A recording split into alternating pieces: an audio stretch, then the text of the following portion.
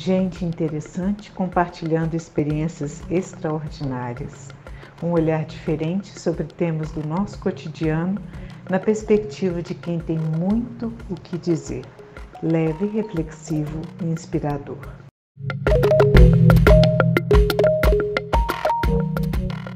Olá a todos, olá a todos, sejam muito bem-vindos ao episódio 30 da Conversa Paralela comigo.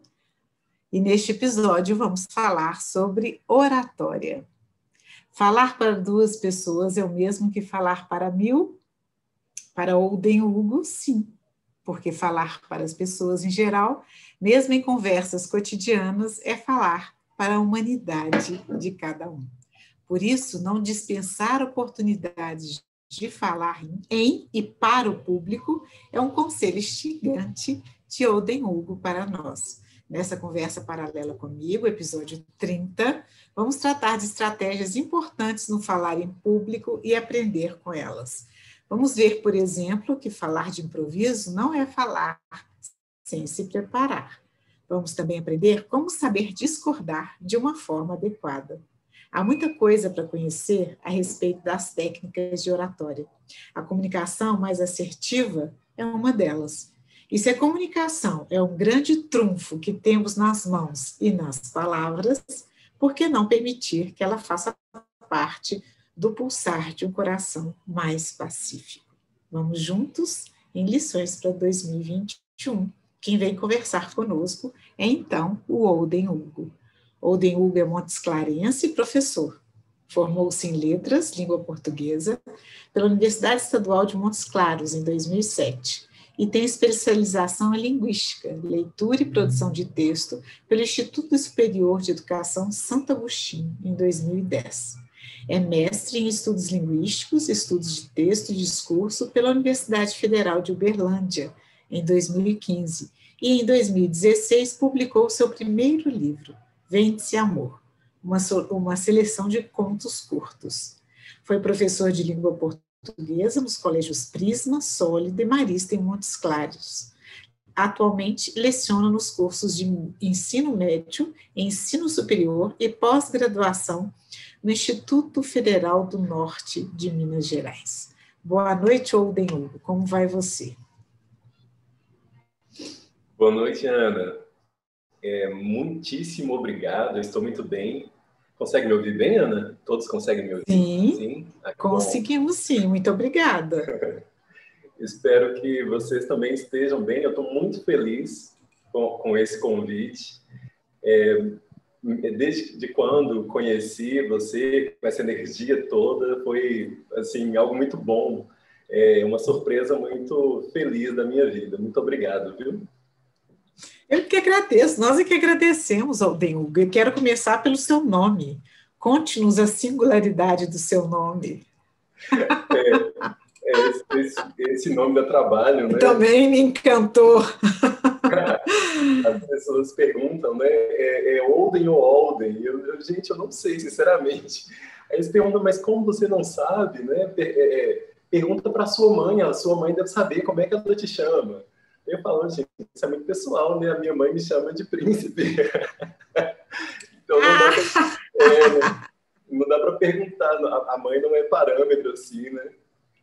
Mas um dia me disseram que o meu nome tinha a ver com bebida, a questão das bebidas envelhecidas nos tonéis de carvalho, e o Holden tem alguma coisa a ver com velho, envelhecido, né? Mas eu não acreditei, ainda que meu pai gostasse muito de beber, né? Mas aí um dia eu vi no supermercado, um pallet bem cheio, assim, com um uísque bonito, dourado. E então eu disse, nossa, se eu tivesse dinheiro, eu compraria um uísque desse, porque o nome é exatamente o meu. Do jeitinho que escreve o meu nome, era o nome do uísque, né? OLDEN. E aí eu perguntei para um funcionário, quanto é a garrafa desse uísque? Ele disse, não, vamos passar aqui no leitor. E aí quando nós passamos, era R$ 9,50 a garrafa. Aí eu pensei, olha, o meu nome é o nome de um uísque bem baratinho.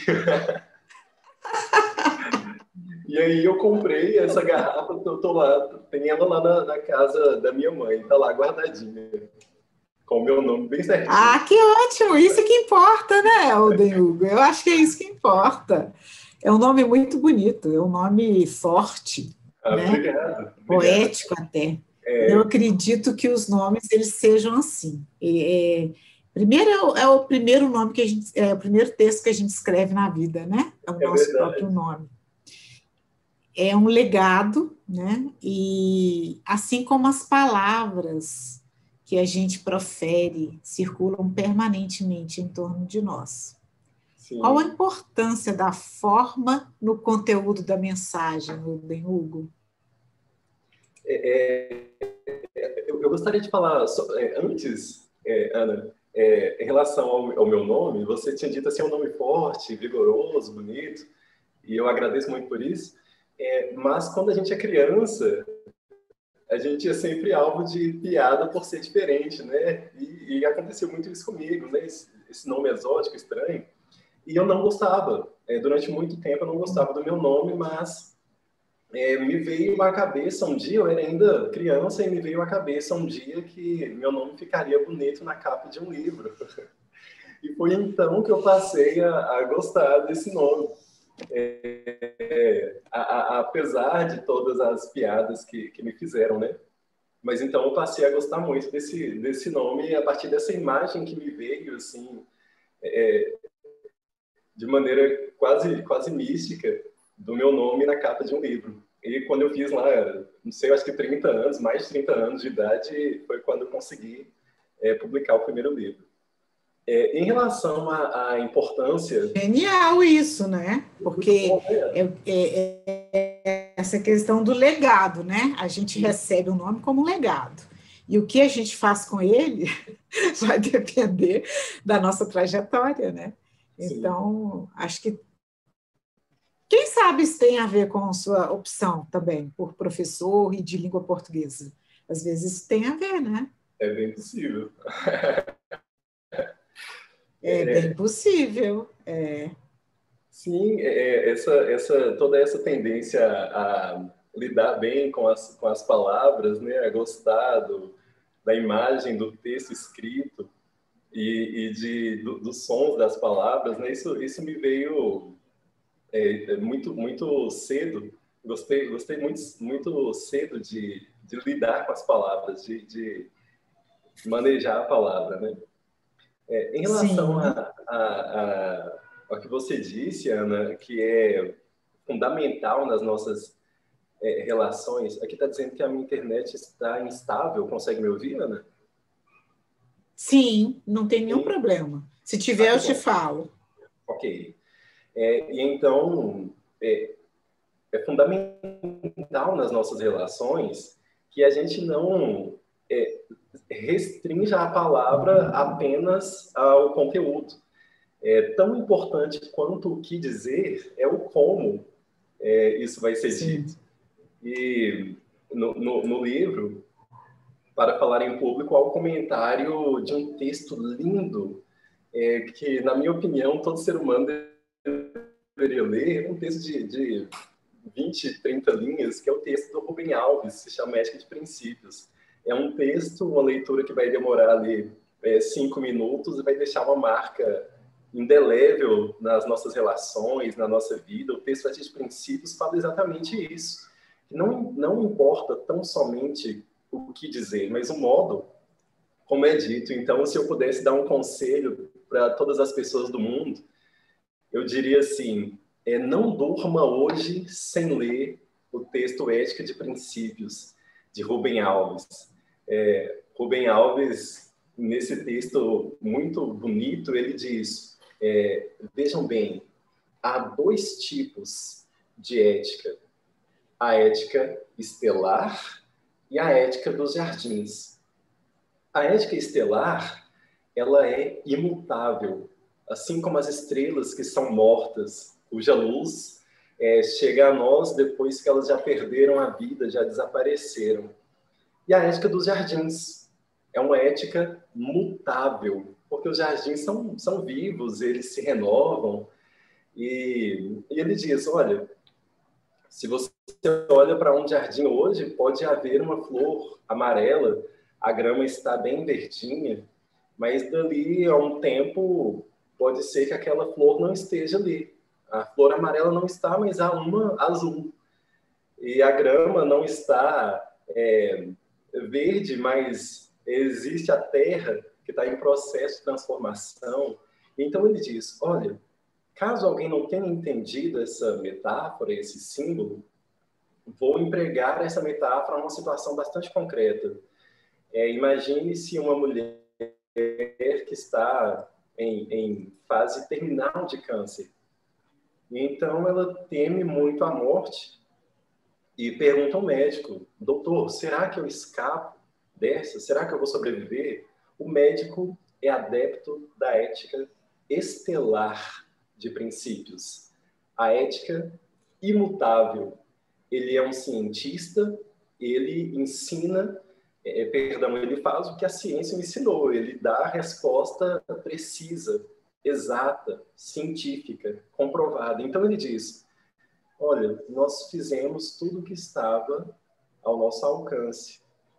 Nós empregamos toda a medicação disponível, fizemos todos os exames, todos os procedimentos e não há mais nada que fazer. O médico foi fiel aos seus princípios, foi fiel ao princípio científico e ele não contou nenhuma mentira para aquela mulher. No entanto, imagine a mesma pergunta feita não a um adepto da ética estelar, mas a um adepto da ética dos jardins, que, repito, são mutáveis, mutantes, vivos. Ela faz a mesma pergunta ao jardineiro, que trabalha na sua casa. Então o jardineiro diz, para si mesmo, ela está fazendo essa pergunta porque ela tem medo de morrer. O que eu posso dizer para ela que não seja uma mentira? Eu não posso dizer que ela brevemente estará curada, mas o que eu posso dizer para ela que vai fazer com que o coração dela seja cuidado, com que a alma seja cuidada? E então o jardineiro se vira para ela e diz, olha, a senhora está me fazendo essa pergunta porque a senhora tem medo de morrer, mas veja bem, eu também tenho medo de morrer. Eu também um dia vou morrer. A partir desse momento, Rubem Alves diz que o jardineiro e aquela mulher com câncer terminal estão andando de mãos dadas. Eles têm uma situação comum, um ponto comum. A morte os une e ele conseguiu, de uma maneira muito carinhosa, muito amorosa, dizer a mesma verdade, mas de uma outra forma. Então, Rubem Alves diz muito isso, que a linguagem, o conteúdo, a forma, eles têm um status de igualdade na comunicação. Então, tão importante quanto o que dizer é o como dizer. Algumas pessoas se orgulham muito isso a gente comenta no livro, algumas pessoas se orgulham muito de dizer assim, eu sou sincero mesmo, eu falo na cara mesmo.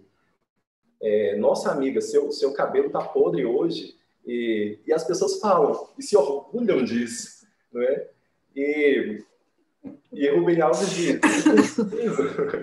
é preciso ter cuidado com isso, porque ele cita Paulo Apóstolo para dizer assim, Paulo disse algo parecido com a verdade deve estar subordinada à bondade. Foi isso que Paulo disse, citado, sugeriu, citado por Rubem Alves. Olha que bonito isso.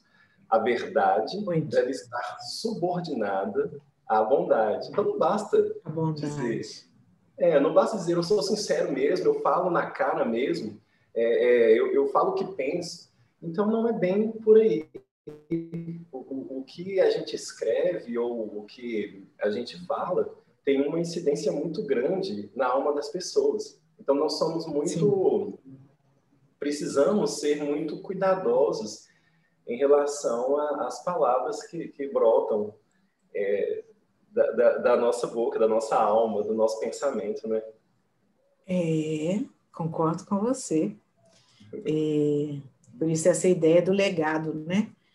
O nome é um legado que a gente recebe, mas o que a gente faz do nosso nome é um legado que a gente deixa. E esse nome ele vem impregnado de palavras e de formas também de dizer, né? Muito, muito bacana isso. E é importante dizer também, Ana, desculpa, pode falar. Não, pode ir, por favor. Eu só ia complementar o que você disse, porque me lembro de um texto que diz assim: algumas pessoas morrem antes dos seus nomes. Algumas pessoas morrem antes dos seus nomes.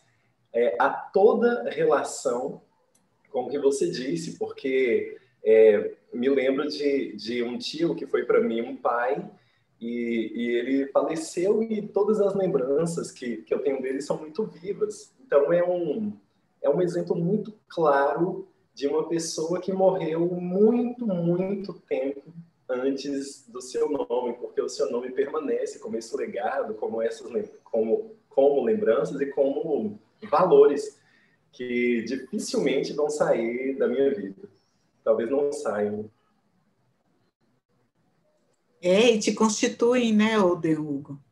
Você não acha? Te constituem. Passam a fazer parte também de você, da sua história, né? Eu acho que as palavras elas têm um poder de perpassar as vidas e unir vidas de uma forma muito transcendente. E talvez seja esse um encantamento que a gente pode lançar mão, né, permanentemente, o encantamento do encontro. Acredito muito que as palavras, né, proferidas no sentido de um texto sejam uma oportunidade de encontro. E pensando assim, o que você acha que nós devemos atentar de início em nossa fala, independente de quantas pessoas nos escutam, nesse primeiro movimento da fala, nesse primeiro movimento da comunicação? O que nós devemos atentar, na sua opinião? Sim, é um pensamento bastante comum, bastante divulgado, que diz que nós vamos ficar nervosos porque temos mais responsabilidade quando falamos para 1000 pessoas do que quando falamos para 5, para 6 pessoas. Parece verdadeiro isso se nós negligenciarmos a questão do cuidado com o que nossas palavras vão fazer com outras pessoas.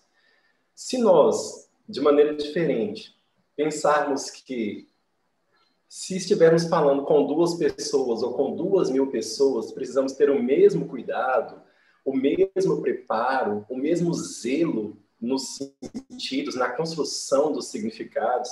Se nós pensarmos que nós precisamos ter a mesma construção amorosa, cuidadosa intelectualmente do que vamos dizer,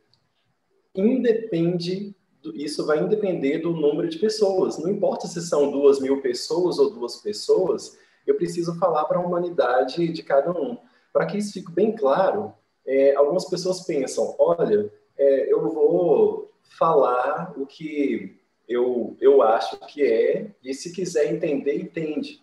Se não quiser entender, o problema é da outra pessoa. E outras pessoas, de maneira muito indiligente, de maneira muito indelicada, vão dizer, olha, se as pessoas entenderem, tudo bem. Se não entenderem, eu fiz a minha parte. E não é bem assim. Porque nós precisamos falar, não para um grupo de pessoas, mas eu preciso falar para a Graciela, para a Janaína, para a Ana, para a Amanda Rafaela, para a Patrícia. E eu preciso ter esse cuidado, porque por trás desses nomes, junto desses nomes, andando paralelamente com a história desses nomes, é uma história de emoções, de sentimentos, há uma intelectualidade que não pode ser menosprezada, que não pode ser desconsiderada. Então, quanto tempo a Amanda Rafaela já sofreu por um ou outro motivo? Por quantos dias a Graciela já experienciou uma tristeza? Durante quantos anos a Janaína ficou estudando, se formando, lendo? Eu não posso dizer, então, que eu vou falar para 2.000 pessoas, de jeito nenhum. Eu vou falar para uma pessoa que tem uma carga de sentimentos, uma pessoa de 25 anos de uma história bem vivida, de experiências bem experimentadas, de construção de sentimentos, de razões. Eu não posso, então, dizer que eu estou falando para um rebanho, para um grupo de pessoas, para a sala de aula, para a turma B, para a turma 22. Claro que não. Eu estou falando para semelhantes, para iguais, e principalmente para pessoas que têm cada qual a sua história. Eu preciso respeitar essa história de vida que cada um traz.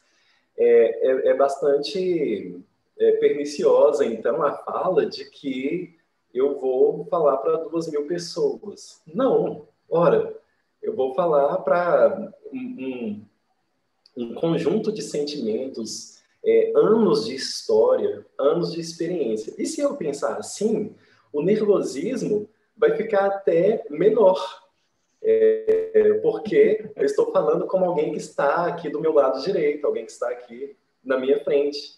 E todo aquele grupo, toda aquela assembleia, tudo que era considerado como um amontoado de pessoas se torna um ser humano, se torna alguém com quem eu possa dialogar, alguém até que possa ter experienciado sentimentos. É muito possível que tenha experienciado sentimentos parecidos com os meus, experiências semelhantes às minhas, alguém que tenha sofrido sofrimentos parecidos com os meus. Isso vai ficar muito mais fácil. Algumas pessoas me relatam, eu tenho muita dificuldade de falar em público. E geralmente, quando eu consigo identificar essa dificuldade, quando não é o caso indicado para um profissional, um psicólogo, um psiquiatra, é claro, mas quando é uma dificuldade da oratória mesmo, então eu consigo verificar que as pessoas que têm essa dificuldade de falar em público são aquelas que enxergam o público como uma assembleia de centenas de pessoas, de milhares de pessoas. E isso prejudica, isso assusta, quando não deveria ser visto assim, né? Eu devo ver, então, a minha conversa aqui com a Amanda, com a Ana, com a Patrícia. Muito bem. Então, nós chegamos à palavra oratória. De onde vem a oratória? Quais seus elementos principais? A oratória é um conceito bastante antigo, né, em paralelo com a retórica, com esses momentos de deliberação pública. Eu precisei dar uma nova roupagem a esse conceito muito, muito antigo de oratória. E essa roupagem que eu propus não é uma inovação, não estou querendo dizer que eu estou inovando muito, mas o conceito de oratória que veio lá dos gregos, dos romanos, é um conceito bastante performático. Se nós formos pensar em Demóstenes, por exemplo, Aristóteles, Platão, que tinham grandes arrazoados, nós vamos pensar que isso se difere da nossa necessidade do hoje. Quando eu digo, por exemplo, que a oratória precisa de uma nova roupagem hoje, eu estou me referindo ao fato de que a oratória deve ser considerada também na mesa do café da manhã. Quando as pessoas pensam em oratória, geralmente elas pensam, eu vou apresentar um trabalho acadêmico num simpósio internacional para estudantes e professores de todas as regiões do país. Mas muitas pessoas não fazem essa relação com o churrasco do fim de semana, em que eu preciso convencer os meus amigos de determinado pensamento, de determinada conduta, a ficarem um pouco mais, a provarem da comida que eu fiz, a gritarem menos ou a gritarem mais. Eu preciso, no café da manhã, convencer a minha mãe a me deixar a ir para a festa no fim de semana com os amigos. Eu preciso convencer o meu pai a me deixar dormir na casa da minha amiga no fim de semana. Os adolescentes têm sempre essas necessidades. A oratória, então, não é simplesmente, tão somente, o fato de palestrar em um trabalho acadêmico, em uma reunião empresarial, em uma mostra de trabalhos nas escolas, mas a oratória envolve esse diálogo diuturno, que nós, por sermos seres dialógicos, que precisamos estar em constante diálogo com nossos iguais, com nossos pares, nós precisamos desses conceitos de oratória. E o primeiro desses conceitos, eu chamo de, no meu livro, Para Falar em Público, eu chamo de a regra de ouro da oratória, que é considerar essa humanidade que cada um traz em si. Por mais que os discursos sejam antagônicos, por mais que as opiniões sejam divergentes, é preciso considerar essa igualdade, essa humanidade que se derrama sobre todos nós, seres humanos. Eu me lembro quando da morte de Agnaldo Timóteo, bastante recente, um cantor, e agora me fugiu o nome dele, mas um cantor disse: nós éramos muito amigos, nós tínhamos laços muito fortes, não concordávamos em nada, divergíamos no futebol, na política, mas éramos muito amigos. Então, olha só como deve ser. E aí a gente supõe que os debates deles eram bastante acalorados, o que pode acontecer, o que acontece normalmente, mas continuavam se respeitando como amigos e sofrendo, um sofreu muito a perda do outro, ainda que tenha havido tanta divergência em relação a eles. A oratória, então, precisa dessa nova concepção. As pessoas pensam muito que vencer um debate, vencer uma argumentação, é deixar o outro calado. Nossa, eu deixei aquela pessoa calada, sem respostas, ela ficou muda diante do meu argumento. Então, se a nossa proposta é derrotar o outro, se a nossa proposta é menosprezar o outro, a oratória não é o melhor caminho. O que se quer fazer é guerra, o que se quer fazer é agressão, o que se quer fazer é humilhação. Se é a nossa intenção deixar o outro menor que a gente. É uma postura muito mais madura, muito mais humana, é tentar identificar as razões pelas quais o outro pensa diferentemente. Pode ser por uma questão de sua trajetória social, de sua trajetória ao longo de muitos anos, de algum sofrimento bastante exclusivo, que fez com que ela pensasse diferentemente. Só a partir disso é que eu posso alcançar o coração daquela pessoa e ter um ponto de partida para a minha argumentação, que não tem como objetivo menosprezar, diminuir o outro e provar que eu sou melhor ou que eu tenho mais poder. Antônio Soares Abreu, no livro A Arte de Argumentar, Gerenciando Razão e Emoção, ele diz que convencer o outro é vencer é vencer junto. Ah, que legal! Que legal! Não derrotar o outro. É um livro muito bom. Uma recomendação que faço muito insistentemente também. Um livro gostoso de ser lido, simples, fácil, e que nos traz pensamentos muito humanos em relação às nossas conversas diárias. Eu preciso, então, fazer com que a oratória seja essa presença constante na minha vida. Desde o café da manhã, com o meu irmão, com minha irmã, com minha esposa, com meus pais, ou no almoço, com meus colegas de trabalho, no fim de semana, no bar, com meus amigos. eu preciso estar em constante uso dessa oratória, que faz com que eu seja empático, faz com que eu me coloque no lugar do outro, para entender o seu posicionamento, o seu pensamento, e a partir daí ter a minha posição, o meu posicionamento também. Muito bom. Você falou um pouco sobre duas coisas, e com certeza tem várias no seu livro, né? Então, acho que a gente podia falar um pouco do seu livro, o que você ensina nele, e também, mais precisamente, esses dois elementos que você trouxe, assim, num primeiro momento, que seria saber improvisar e saber discordar. Sim, sim. Eu estou com o meu livro aqui. Posso mostrar, né, Ana, o meu livro? Por favor, Tá por espelhado, favor, Ana? parabéns. Parabéns. Não, dá para ler, para falar em público, não? Para mim está Isso espelhado, mas aí. para vocês aparece bem, né? Sim, sim. Muito bonita a capa. Obrigado, Parabéns, Ana. Diogo.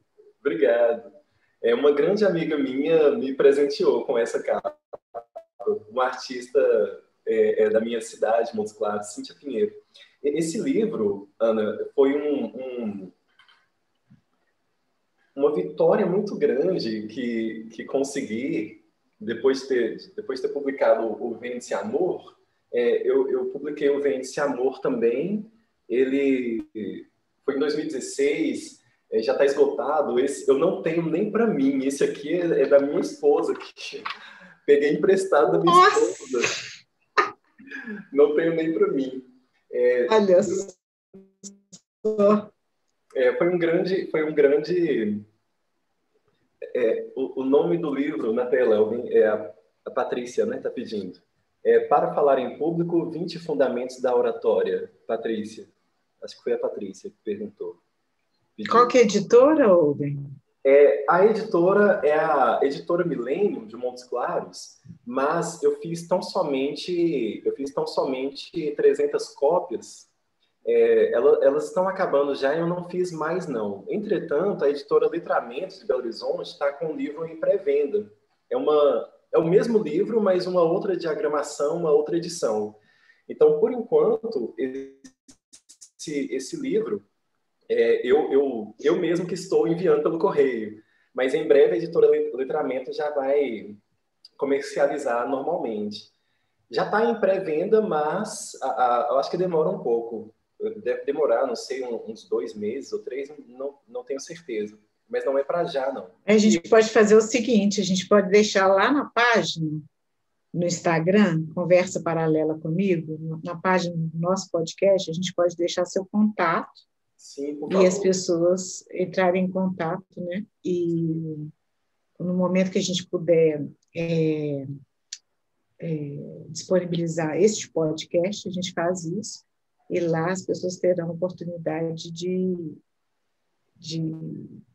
se dirigir diretamente a você, né? Para essa possibilidade da circulação do livro. Mas conta para nós sobre esses 20 elementos.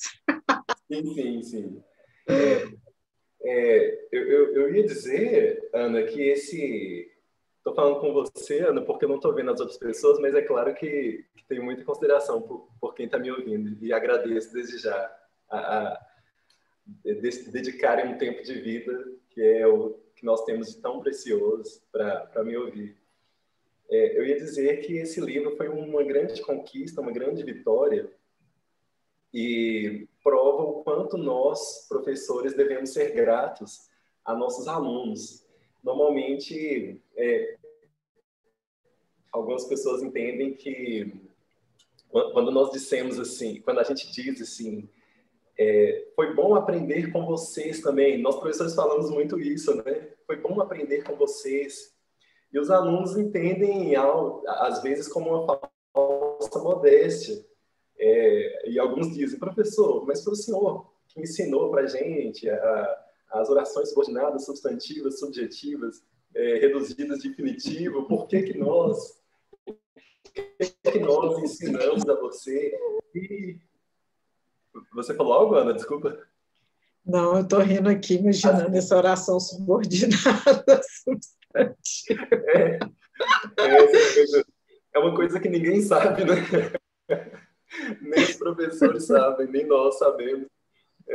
Esse mistério das orações, né? Mas aí os alunos dizem, né? Nossa, professor, mas foi o senhor que ensinou para a gente o que nós ensinamos para o senhor. E é uma grande verdade quando nós dizemos que nós aprendemos com os alunos. E esse livro é a prova maior de que nós, professores, somos construídos ao mesmo tempo em que nós construímos o conhecimento junto dos alunos. Me lembro de que eu passei um trabalho, como é normal, na sala de aula, passei um trabalho e disse, tal equipe está com esse tema e aquele trabalho é normal que nós professores fazemos. E, de repente, uma aluna disse, professor, mas o senhor não vai dar uma aula sobre como apresentar trabalhos? E eu olhei nos olhos dela e pensei, mas não disse. E pensei, ora, vocês nunca apresentaram um trabalho? Será que esses alunos não sabem que é só vir aqui e falar? E, de repente, me veio algo na mente e eu disse, é verdade. Eu, como professor, preciso, antes, ensinar a como apresentar um trabalho e só depois é que os alunos vão apresentar o trabalho sobre as orações subordinadas, substantivas, subjetivas, reduzidas de infinitivo. E então, eu disse, olha, Mariana, eu preciso preparar um material para vocês e vou marcar uma data para eu dar essa aula sobre como apresentar um trabalho. Ela disse, não, tudo bem. Então, eu fui estudar sobre como falar em público, sobre como se posicionar, sobre como ter essa postura diante de uma assembleia, de um público. Qual deve ser a postura do orador, da oradora. Li bastante coisa, observei pessoas, observei bons oradores, observei oradores inexperientes, iniciantes, e ao longo de muitos anos fui construindo os materiais. Esse livro eu escrevi muito rapidamente, talvez 6 meses, o livro estava pronto, mas ele é resultado de 5, 6, 7 anos de observações. Eu me lembro de ter feito alguns minicursos aqui no Instituto Federal do Norte de Minas. Anualmente nós temos seminário de iniciação científica e nós apresentamos minicursos, nós damos minicursos, oficinas. E o meu curso já era certo. Todo ano tinha que ter um curso de oratória. E eu me lembro que certa vez eu abri 80 vagas e o coordenador me disse, professor, se eu abrir 80 vagas, mas foram quase 400 inscritos, há algo que a gente possa fazer em relação a isso? E eu disse, mas nós não temos, por enquanto, uma estrutura para esses 400 inscritos. Nós vamos ter que fazer 2 turmas ou 3 turmas, vamos ver o que a gente pode fazer. Aí ele disse assim, tá bom, depois que você realizar esse minicurso, escreva um ensaio, um artigo, algum material que a gente possa disponibilizar, porque pensa que vai ser útil. Então, ele falou assim, escreve aí umas 10, 15 páginas. Eu sentei para escrever e foram rapidamente 100 páginas. Aí eu disse, nossa, ainda falta isso. Eu me lembro que eram 15 fundamentos da oratória o livro. Eram 15 fundamentos da oratória e eu precisei acrescentei 16, 17, até que o livro ficou com uns 20 fundamentos da oratória. Eu me lembro de que eu tenho um amigo muito carinhoso, um coração muito generoso, e todas as vezes que ele ia falar, ele falava por 30, 40 minutos e dizia, olha gente, eu sei que vocês estão cansados, mas eu preciso só de mais 5 minutos para concluir. E então eu olhava no relógio, todo mundo sentia o ânimo revigorar, quando ele falava que era só mais 5 minutinhos, e então ele falava por 5, 10, 15, 20, 30 minutos. Socorro! Socorro! E então, eu escrevi um capítulo em homenagem a ele, mas inspirado, e o coração dele tão bom. Não vê isso com maus olhos, eu tenho certeza. Eu escrevi um capítulo em relação a isso, a importância de prometer esses 5 minutos, isso dá um vigor para o seu público, mas é preciso que sejamos fiéis a esse tempo, né? Sim. Eu acho muito importante isso, esses combinados em relação ao encontro com a palavra, né? Pela palavra, na palavra, né? Com, pela e na palavra. Eu acredito muito nisso, eu acredito que essa ideia do tempo ela é importante. Falar nisso, Hugo, nós estamos com o tempo contado aqui, hein? Ensina para a gente a discordar da forma certa e improvisar. Para você deixar um gostinho para os outros 18 elementos da oratória. Você trata de 2 aqui conosco e deixa os outros 18 para a gente saber depois. Um prazer. Eu vou ser sucinto aqui para falar desses 2 aspectos, né? Falar de improviso não é falar sem se preparar. E a arte de discordar, né? Muitas pessoas recebem uma mensagem lá no WhatsApp ou no e-mail para uma convocação de reunião para o próximo sábado. Aí as pessoas pensam, nossa, que chato, vai ter reunião no trabalho nesse sábado. Eu queria tanto descansar, queria sair, mas vou ter que trabalhar nesse sábado, vai ter reunião. E muitas pessoas se limitam a isso. Mas essas pessoas não dão a devida atenção ao fato de que nessa reunião o gerente da empresa pode solicitar uma solução da sua boca para o problema pelo qual a empresa está passando. As pessoas vão para essas reuniões sempre no status de espectador. Não sou eu quem estou convocando a reunião, eu estou sendo convocado, então eu faço parte da audiência, eu faço parte do auditório. E é claro que não é bem assim. Nós precisamos ir para as reuniões levantando a hipótese de que nossa palavra pode ser cobrada, de que a nossa opinião pode ser cobrada. Mesmo se for um auditório com 400 pessoas, não se esqueçam de que os microfones hoje não têm mais fio, né? O orador principal pode ir lá na poltrona do fundo e dizer o que você pensa sobre isso. E o microfone pode parar na sua mão. Quando eu digo, então, que falar de improviso não é falar sem se preparar, eu digo que quando nós vamos por iniciativa própria ou por convocação a determinadas reuniões, nós temos dados suficientes para nos prepararmos para a fala. Aquele e-mail, por exemplo, que eu recebi para a convocação, dizia o tema da reunião, é um tema que normalmente nós conhecemos, já que nós estamos trabalhando naquela empresa, ou um tema que eu possa vir a conhecer no prazo que eu tenho até o dia da reunião. Naquele e-mail, além do tema da reunião, além da pauta, nós temos quem convocou. Então, provavelmente é meu chefe, meu gerente, meu colega de trabalho, com quem eu convivo, portanto, eu conheço os posicionamentos. Sei até em que nós divergimos, sei até quais são as propostas que ele tem e que são contrárias ao meu pensamento. Eu sei a duração, eu sei o lugar, eu sei quem vai estar na reunião, dá para a gente ter acesso naquele e-mail. A convocação é para qual setor, para quais setores. Então, olha, em posse de quantos dados eu estou. Eu sei qual é o tema, sei qual é a pauta, sei quem convocou, conheço os posicionamentos dos meus colegas que estão lá, e diante disso tudo, eu vou simplesmente dormir e lamentar que no sábado vai ter reunião? De jeito nenhum. Então, a gente pode supor 2 pessoas. A que se preparou para uma possível fala e a que foi simplesmente como audiência. De repente, o chefe diz, Ana, o que você pensa sobre isso? Como a nossa empresa pode eliminar as sacolas plásticas?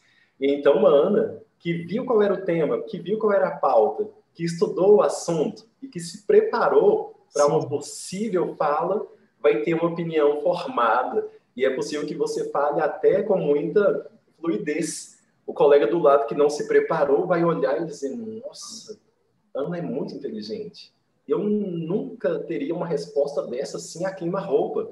Mas não foi a queima-roupa. Porque falar de improviso não é falar sem se preparar. Nós temos muitos dados nas nossas mãos para a gente se organizar para uma possível fala. E no livro eu deixo muito claro que é bastante provável que sejamos convocados à fala e que tenhamos algo a dizer. Mas, se não houver nada a dizer, é melhor não falar.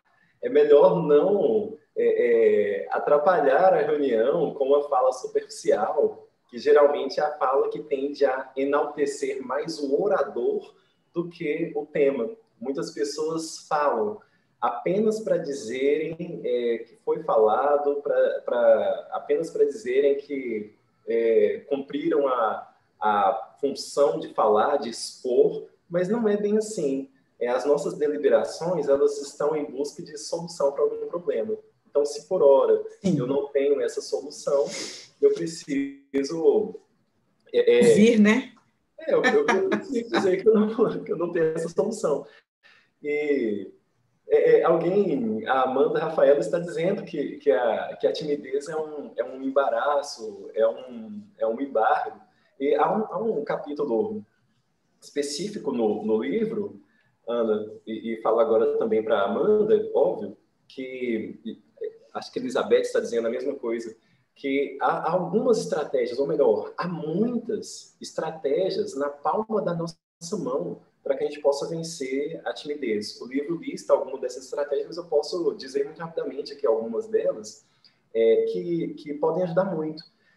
Antigamente, nós usávamos muito a estratégia de falar diante de um espelho, que é muito bom, muitas pessoas ainda usam e analisam os trejeitos, analisam a fala, as expressões do nosso rosto, a nossa vestimenta. É um instrumento muito bom, é um procedimento muito bom, falar diante do espelho. Melhor que isso é se gravar e se ouvir, tanto com um gravador de voz ou com uma ferramenta de vídeo, que estão literalmente na palma das nossas mãos no nosso celular. E algo que eu considero fundamental, e destaco muito isso no meu livro, é a banca virtual. A banca virtual, Elizabeth, Amanda, essa banca virtual é um instrumento poderosíssimo para vencermos a timidez. E como funciona? Vamos supor que você, Amanda, ganhou 20 minutos para falar na sua empresa ou na sua turma da faculdade sobre determinado assunto. É claro que você vai estudar aquilo, vai preparar a sua fala, mas é preciso que você leve a teste. O celular vai ser muito bom, se gravar, se ouvir repetidas vezes vai ser ótimo. Falar diante do espelho vai ser muito bom também, mas a banca virtual é fundamental. Então você vai dizer para o seu namorado, vai dizer para a sua mãe, vai dizer, senta aqui, me ouçam. Eu vou falar como se vocês fossem os empresários, como se vocês fossem os meus colegas da faculdade. E vocês vão me dizer tudo o que foi bom e tudo o que foi ruim. Essa banca virtual, ela é fantástica porque ela concretiza a sua fala para pessoas. É um ótimo instrumento para vencer a timidez, Amanda, Elizabeth. E outro fundamento dito no livro é o de não dispensar as oportunidades de falar em público. É através dessas oportunidades que você se conhece como oradora, Amanda. Nessas oportunidades que não devemos dispensar de maneira nenhuma, Elizabeth, é que nós conhecemos o poder da nossa voz, a nossa entonação, nós vamos receber dicas. A nossa melhor amiga vai dizer, você mexeu muito a mão, você mexeu pouco a mão, você andou muito, andou pouco, você repetiu algumas palavras. Não devemos dispensar as oportunidades de falar em público. A partir desses momentos é que nós vamos aperfeiçoando essa nossa capacidade e vencendo a timidez. E em relação ao aspecto, Ana, sobre como discordar, isso é algo fundamental para o nosso dia a dia e óbvio para um momento de fala para uma assembleia. Normalmente, as pessoas dizem, e hoje mesmo eu vi isso, duas pessoas conversando em uma entrevista no jornal, um político e uma jornalista, e o político disse: eu discordo de você, o seu pensamento não perpassa pela verdade. A partir do momento em que nós dizemos eu discordo de você, eu estou instaurando uma barreira muito firme entre mim e entre a pessoa com quem eu falo. Então, o eu discordo é uma barreira que se interpõe, é um obstáculo que está entre nós. E isso não é de nenhuma maneira salutar para o debate. A pessoa que ouve eu discordo de você, instantaneamente pensa: nossa, eu não fui capaz de convencer. O meu argumento não foi bom. Ela discorda de mim. Eu tenho que conseguir um argumento mais forte. E nisso a outra pessoa está falando. Sim. Mas são palavras jogadas fora. Sim. Porque a barreira foi instaurada. Há um mecanismo muito usual e muito efetivo, que é o que nós, professores da área de língua portuguesa, chamamos de concordância parcial. Na linguística textual, a Faber e Koch, acho que falam sobre isso. A concordância parcial é quando nós temos esse pensamento empático, esse posicionamento empático, nós vamos nos colocar no lugar do outro, entender o porquê de ele pensar daquela maneira e usar aquele ponto de partida como algo comum entre nós. Então, em vez de dizer eu discordo de você, é melhor dizer você pensa dessa maneira exatamente pelo que foi vivido, foi vivenciado. É bom também pensar em outras possibilidades. Então, talvez essa concordância parcial, que é buscar no discurso do outro as razões pelas quais ele pensa daquela forma, e talvez mesmo um ponto em comum com algo que nós pensamos, essa concordância parcial, em vez de instaurar uma barreira que sem dúvida, instaurada pelo eu discordo de você, por não concordo com você, ríspido e duro, essa concordância parcial, ao contrário, vai instalar uma ponte que vai nos ligar a outra pessoa. Então, se nós não discordamos apropriadamente, a conversa vai ser encerrada ali. São duas pessoas que falam antes para si mesmas do que uma para a outra. Clarice Lispector disse muito bem, né, que a arte de discordar consiste especialmente em não agredir. Então, olha isso. Nós podemos ter, obviamente, posicionamentos adversos, opostos, mas isso não é de maneira nenhuma um motivo para se instaurar entre nós uma barreira intransponível. Genial isso. Você trouxe a ideia da ponte, eu gosto muito dessa perspectiva, aquela perspectiva bakhtiniana, né? A ponte entre mim e o outro, a palavra é a ponte entre mim e o outro, e ela precisa ser nesse sentido, porque senão ela se esvazia do objetivo central dela. Isso é muito bacana, eu acho que é primordial. E acho também, Olden, que quando a gente pensa num encontro, né? E nessa ponte, o movimento que cada um faz para esse encontro é um movimento de reconhecimento e pertencimento. Então, se nós temos a projeção, né, da fala, o movimento para esse encontro, cada um saindo de uma margem, né, se encontrando ali no meio da ponte, é um movimento de reconhecimento.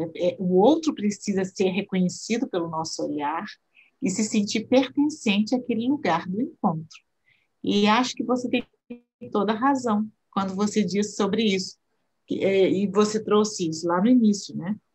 A maneira de dizer, ela é tão importante quanto aquilo que vai ser dito. E por isso, talvez, tantos elementos, né, cruciais para esse encontro que a gente deve aprender sempre. Esse lugar aqui do podcast, nossa, Conversa Paralela Comigo, o objetivo é justamente esse. É a gente conhecer pessoas com uma trajetória tão interessante, com experiências que vão acrescentar na nossa autoformação. e uma formação de cognição socioemocional, aquilo que nos torna melhores, né? E nesse sentido, nós temos aqui no chat algumas observações, né? Por exemplo, sobre a questão de falar rápido ou falar mais devagar. Tem um recado para você aqui, ó, Márcio Adriano Moraes. Deixo aqui a minha admiração ao professor e escritor Walden Hugo. A serenidade de sua fala é tão singular de sua oratória que afaga nossos ouvidos com seus ensinamentos. Ah, que lindo, né? É um querido, esse Márcio Adriano Moraes. É um irmão que a vida me deu. Eu conheci no Conservatório de Montes Claros. Eu ouvi tocando uma música que se chama Sarau, de Valdir Azevedo. E ele tocou com agilidade, com uma sentimentalidade, algo lindo. Aí eu lá entre as pessoas do público, né? E ele lá no palco, eu disse: um dia eu quero tocar bem como esse moço aí. Então eu tive a grande alegria de encontrá-lo na Universidade Estadual de Montes Claros, ele fazendo letras e eu também. Eu acho que ele formou 1 ano antes de mim, 2, não lembro. Mas ele foi meu veterano lá. E que alegria tá vendo? encontrá-lo na música e nas letras, né? Pois é. Um escritor às vezes os dons se convergem, vão convergir, né? Mas cada um no seu caminho também, né? Aqui a gente tem outros comentários a respeito das palavras. Eu agradeço, tem uma coisa bonita aqui do Ezequias: Rosa e seu jardim de palavras. Essa ideia da gente semear, né? Eu acho que é muito bacana. A perspectiva também de escrever livros e possibilitar que essa fala circule, que essas palavras boas circulem, e essa troca nossa permanente, contínua, ela não vai terminar por aqui. Nós chegamos ao final do nosso podcast, mas tenho certeza que o Walden Hugo vai acolher, né, os pedidos e fazer circular essa outra possibilidade do diálogo contínuo com o livro também. E para a gente terminar, Walden, e bem brevemente, por conta do adiantado da hora, a nossa temporada, este ano, do Conversa Paralela Comigo, convida você a refletir e se inspirar para uma perspectiva futura do nosso caminhar. Lições para 2021. O que a pandemia ensinou ou tem nos ensinado? Qual lição, Walden, você traz para 2021? Alguém disse, e isso circula muito nas redes sociais, que é impossível não aprender nada com essa pandemia. Então, todos nós temos algo a contribuir com o aprendizado que todo esse mundo paralisado, nos ensinou. E em relação a uma lição que julgo fundamental, é a da convivência das pessoas motivadas pela pandemia. Antes, muitas pessoas não passavam tanto tempo com os filhos, as mães deixavam os filhos na escola, os pais iam buscar, mas agora estão pais, filhos, mães, filhas, todos dentro de casa. Os atritos podem ter se intensificado, mas é uma oportunidade também de intensificar o amor. Essa pandemia nos ensinou muito, muito, muito que a convivência pode ser pacífica ou que nós, dentro do mesmo ambiente, podemos criar esses atritos. Então, qual é a nossa escolha? A nossa escolha é figurar no jornal como a pandemia, o recolhimento que causou mais agressões às mulheres, a pandemia, o recolhimento que causou mais estresse nas crianças por não irem para a escola, ou a nossa escolha é sermos amorosos pela palavra, ou nossa escolha é sermos carinhosos, cuidadosos pela palavra. E, óbvio, penso que essa última opção deve ser a nossa. É claro que a nossa palavra deve ser aquilo que cuida. O amor deve passar antes pelas nossas palavras. E como as palavras são ações, como as palavras são concretudes nas nossas vidas, né? Eu posso melhorar muito o dia de alguém com minha palavra desde o início do dia, às 7 da manhã, dizendo: nossa, Ana, seu cabelo está maravilhoso hoje, que lindo. Então, às 7 da manhã, o meu dia já começou muito bom. A minha palavra foi cuidado. Sim. A minha palavra foi amor. Não foi uma conjunção fortuita de sons. A minha palavra foi um objeto, algo concreto, uma ação na vida de alguém. Então, essa deve ser a nossa escolha, o cuidado com o outro. Muito obrigada, Olden Hugo. Foi um prazer receber você aqui. Volte sempre, viu? E até uma próxima vez. Pessoal, muito obrigada por estarem conosco. A gente vai seguindo juntos, né? Nessa aprendizagem constante. Este episódio fica disponível a partir de quinta-feira em sua plataforma preferida de podcast. E semana que vem temos mais. Muito obrigada mais uma vez, Olden Hugo. Sucesso para você e parabéns. Um abraço. Viu? Obrigado, um abraço a todos.